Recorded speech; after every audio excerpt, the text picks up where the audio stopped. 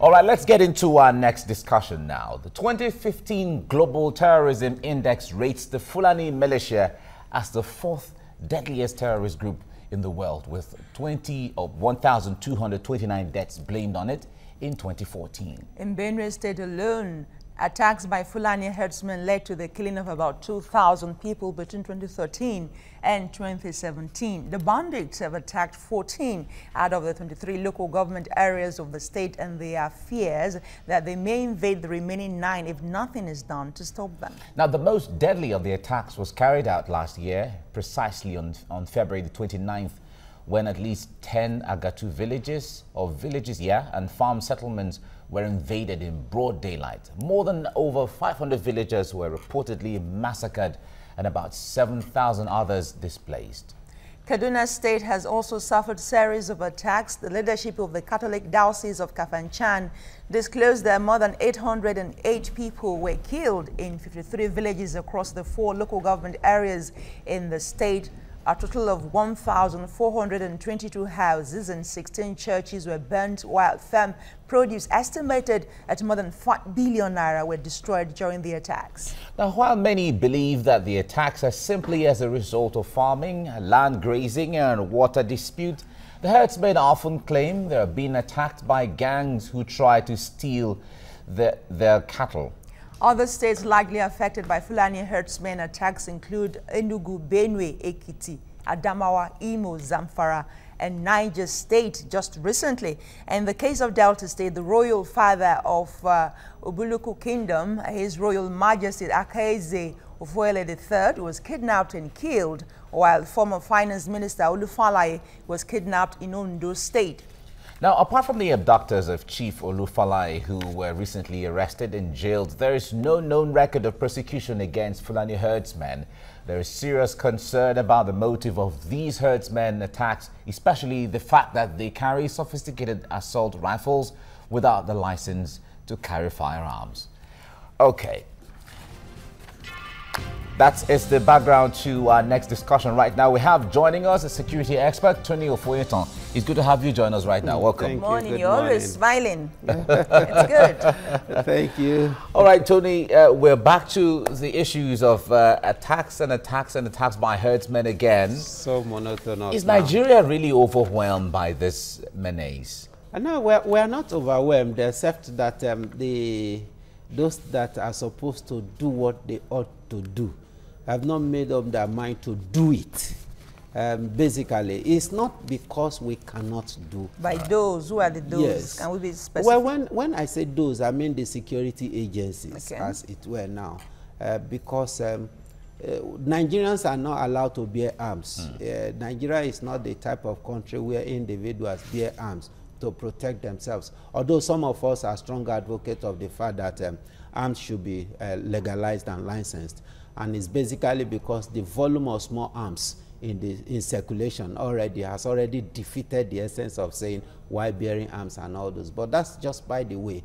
As it were, if you look at the volume of money, the volume of expertise, and the volume of doggedness put into fighting Boko Haram, if we have just half of such against the herdsmen, I'm sure that the story won't be as it is from now. From the get-go, even from what you said now, is illegal for you to bear arms as an individual. Of course, right? it is. So even that's a starting point for prosecution for the herdsmen who bear arms, because from the get-go, it's illegal. Before you talk about prosecution, you talk about apprehension.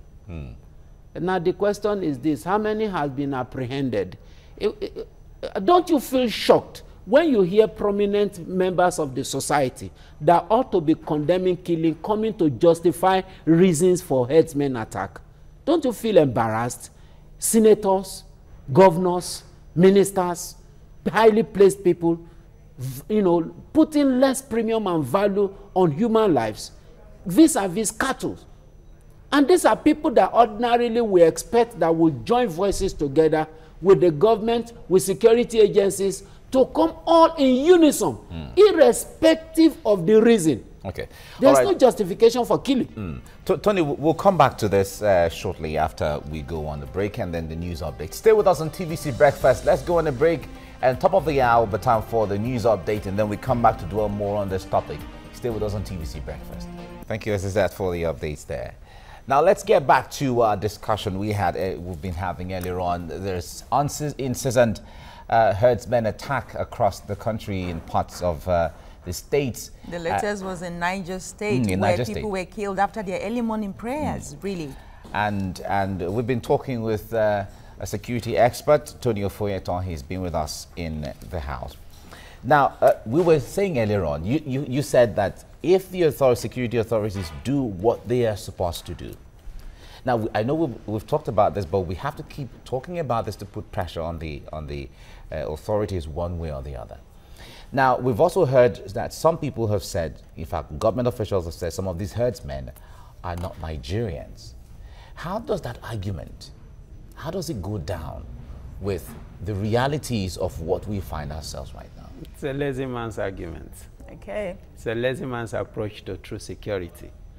You cannot say that somebody or some group of people are not citizens of your country and they are busy killing your citizen, and you have not taken any decisive step. When I say decisive step, I mean decisive step. Because when you are talking of herdsmen killing, it's more or less, it's not the sophisticated guerrilla warfare like that of Boko Haram. Now that simply means that you can go into the forest. You can do a sweep of especially the hot spot states. You can do a sweep of the forest. These are well mapped out. It's a relatively well mapped out country. And don't forget that we also have technology, which could also be applied, for goodness sake.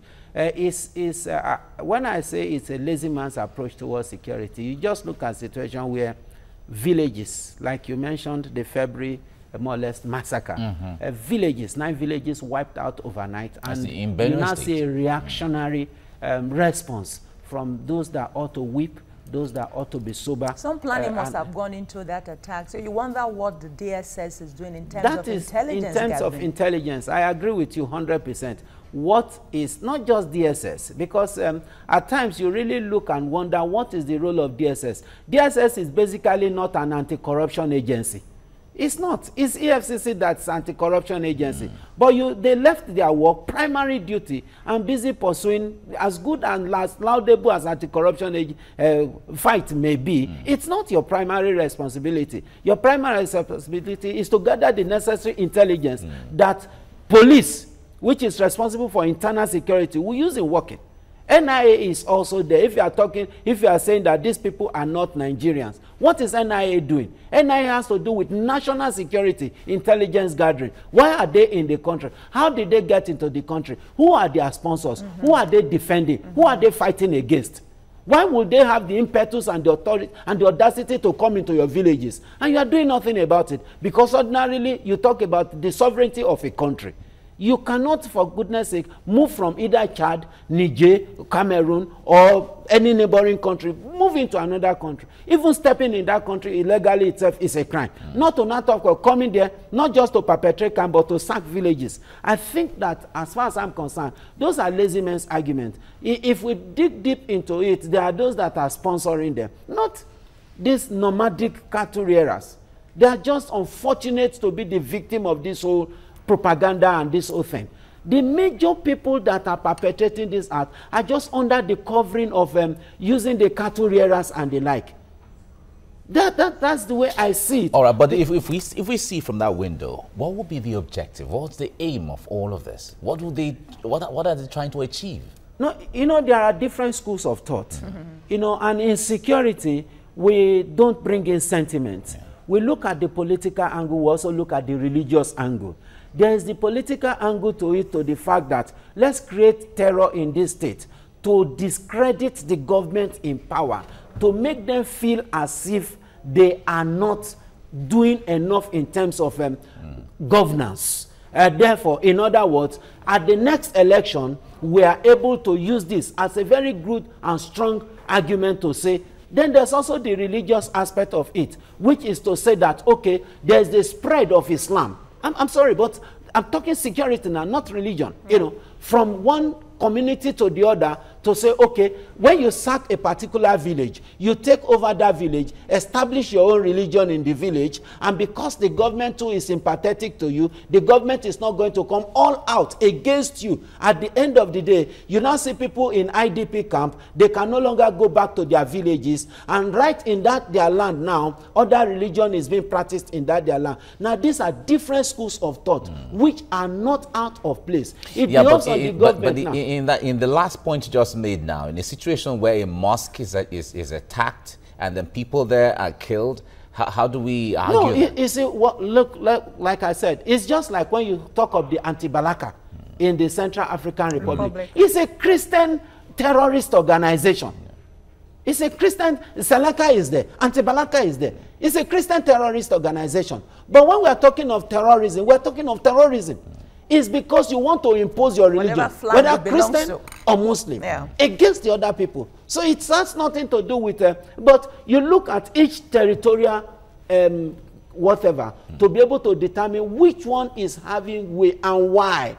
Especially in Nigeria right now, what is holding sway. Now. We are wrapping up this section. We're wrapping up this section, but let's quickly look at the issue of the Benue State, for instance, where the governor said, okay, everyone who is not an indigenous or something like that should be let out of the state. And a counter order came, and is it the IGP of police that said he doesn't have the right to do that? Now, you see, that is where, I'm sorry to say, the Benue State governor is relatively weak when it comes to security and true security. When it comes to true security, you stand on your ground. The IGP is not the #1 chief security officer of the state. It's the governor that is the #1 chief security of the state. The IGP does not have the power to override the security decision in that state, not minding that is the chief of the police in the country. So if he feels very strongly that in my own community, it's just like when Fayose came out to say, in my state, no more cattle rearing, especially in some, and if you do it, you go to jail. And he jailed somebody for doing that. Are you there with me? Now, IGP does not have this moral right to begin to counter the governor, except the IGP is going to say that he is part of the grand plan that is causing havoc. Because everything in that state, because everything that needs to bring peace, we expect the IGP to be part and parcel and support it. All right. I'm afraid this is where we have to leave it now. Tony Ofoyeton, thank you very much for coming. It's really interesting, and I know we'll keep talking about this as we get along until the authorities do something about it. Thank you very much. Smiling again.